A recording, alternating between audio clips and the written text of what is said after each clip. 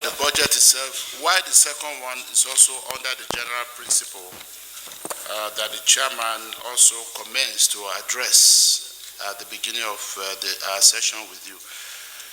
One of my colleagues, I got the deputy chairman, spoke on the huge provision classified as miscellaneous. As what? And I see that under 2022 budget, the amount budgeted for miscellaneous expenses was 499 million, out of which 240 had been released, or barely 241 as of media. But if you look at 2023, under the same miscellaneous, we have 906. Yes, you have explained that a number of things are lumped up there, but even for the integrity of our appropriation exercise, there will be no justification for just going ahead to approve 906 for the same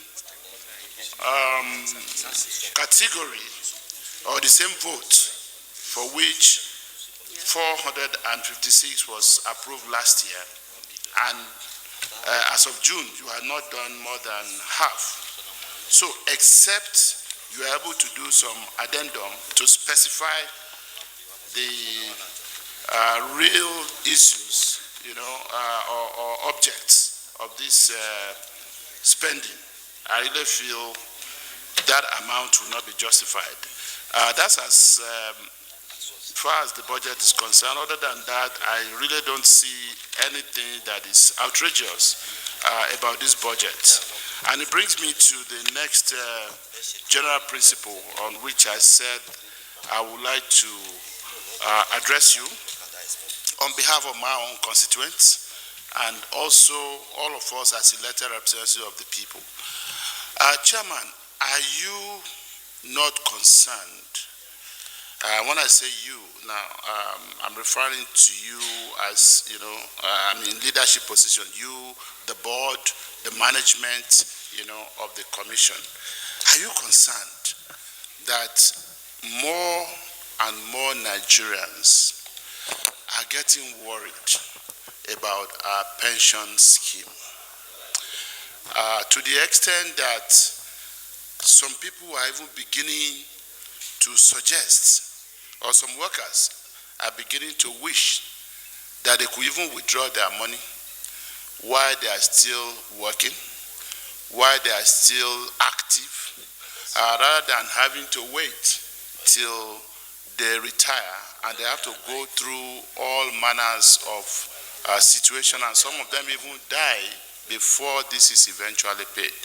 So, if you were to take a moment, addressing the parliament today, on a special occasion like the consideration of the midterm expenditure framework and financial strategy paper of the federal government, which is what guides us for the next 2 to 3 years, what would you say to Nigerians in this regard?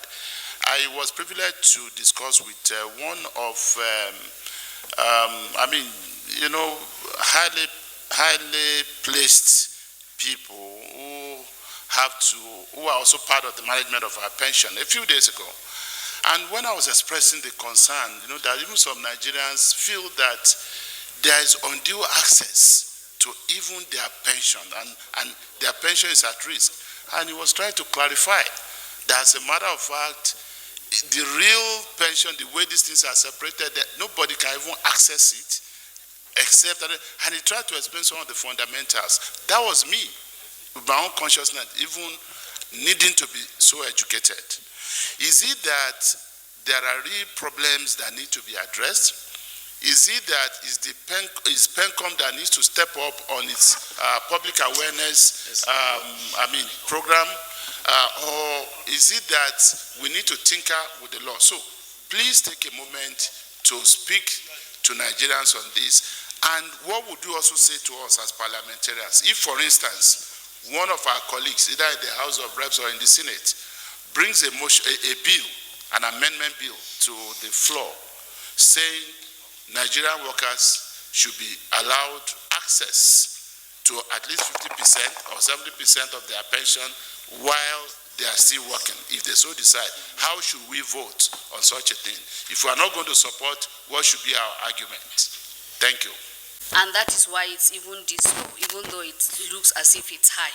So PENOP is paying about 60% of it. So it's about micro pension, which has almost failed. That is why the miscellaneous is high. As for low pensions, we have already talked about it. A person's pensions is a function of his pay. Unless if we improve salaries, pensions will continue to be low for people whose salaries are low. There is no magic to deal with it other than to raise salaries. Pension is a function of salary. That is why the police pension is low, because their salaries are poor.